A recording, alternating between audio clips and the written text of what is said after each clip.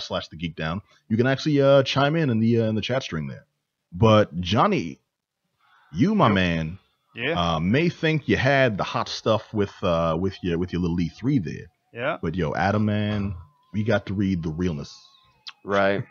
It was this comic It was by the realness. Garth Ennis will blow your mind, dude. And then Yo Johnson. Right. This is was it Jimmy's Bastards? Yep, Jimmy's right? Bastards. And this kind of blew me away a little bit because it's Garth Ennis. I'm going to read anything he's done. You know what I mean? Anyone who doesn't know the name, you should be ashamed of yourself. He's the guy who created the Punisher and wrote it forever. Yeah. Probably the best run ever of the Preacher. Punisher series. Preacher, yeah. By the way, I don't know if you ever heard of Preacher. Yeah, man, sounds familiar. Sounds like something moderately good book out there, but this is like, it's such a dirty story. You know, that was surprising. It was just so like aggressive and like just nasty, and it's exactly what I wanted. You know, I didn't see that coming in. I was like, oh, it's gonna be kind of a straightforward like spy type thing. You know what I mean? Yeah. It is.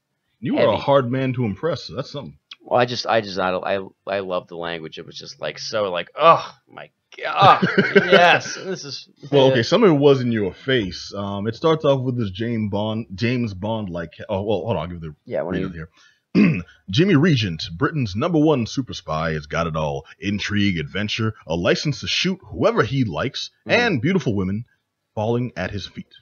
He also has a new partner who isn't quite as impressed by Jimmy as all of the women appear to be. Now, there's a price to pay for Jimmy's multiple romantic conquests, the result of which are about to come calling in the worst possible way. They keep it real obtuse, but one thing to really point out is this book is dirty. And it sounds like oh well. From the first James page, Bond. it's just like they shoot a guy right in the I laugh my ass off. I'm it's so funny, but it's like you're laughing like in self-defense. It's just like so in your face with the, like I said, the language, what's actually happening, like the gore. It's just so over the top.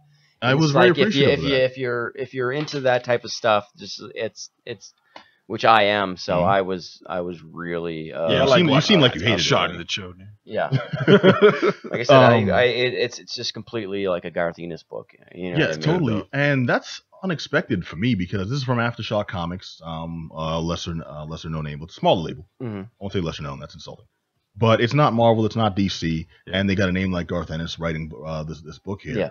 And the artwork's beautiful. Garth Ennis is going to produce a good story. That's the main thing. It's not just like, dirty. Now, did it fall off from what we're used to from Garth Ennis? Did he still have the Garth Ennis touch to his stories? Well, this was kind of like Frank Miller was great, and then he tried to redo the Batman. No, Frank Miller messed up when he tried to do movies. Ruining the well, I don't know. It's just being the first book and all, so I can't really speak on how it's going to turn out. But I definitely am interested in the next one. Yeah, absolutely. So I guess it did its part. I do notice in the story they fleshed out the characters, but then they were like wiped out right away. Okay. Like you'd get to know somebody, and then it's like, oh god, okay, they're gonna be serious. Nope, they fell out of plane. They don't. Oh wow, that's good. Yeah. I love stuff like that. So that was like really random. So you're not sure who to actually latch onto besides the main character. Right. Maybe that's it. Maybe that's all you got. But True. Also, we should definitely point out the art did look like kind of lighter. Not necessarily kiddie, but more like younger audience friendly, and the dialogue is absolutely it's just a good juxtaposition too, because it's like kind of like this immature kind of style, you know what I mean, and then it's just like really NC-17. Yeah, I got showgirls level. Yeah, it's just good. No, I got hints of Barry Ween. If anyone's read Barry Ween. Yeah. Okay, Barry Ween was a book written by Judd Winnick a long time ago. Very surprising. He wrote it around the time of Dexter's Laboratory. Okay. And Barry was like a kid, like Dexter, a little boy genius. And it's like Judd Winnick's style is like kind of like cutesy, little fat kids with wide noses and stuff. And then the actual dialogue is some of the dirtiest stuff ever. And this was right. This was right in line with that. It kind of blows your expectation away a little bit. Like Including I said, from the first panel, and you're just like, whoa! This sets the tone right away. So it's not like it's easing you into it, you know what I mean? So I love that second villain whose whole thing was he gets inside your head by just yelling the nastiest stuff you can possibly think of. It just seems like that's he's like three girls, one cup. Like, this is your defense. But it seems like that's everyone's MO. It's just yelling this completely foul stuff, and then all with a big smile on their face, like it was great. Yeah, so, I think it's safe to say we had a good time reading. I think we did. Yeah. it's like I said, it got me pumped for the next one. So I think that if that's what it was going for, it definitely did its job. Yep, it's Jimmy's Bastards. It's written by Garth Ennis, the one and only. The art was by this dude Russ Braun. I don't think I've ever seen his work before, I don't know that. But I like it. I hope he continues on with this title. And dude, I mean, it's by Aftershock Comics. I may want to look more into their catalog too, because I think the most out of the mainstream realm I went in the past was like Wildstorm.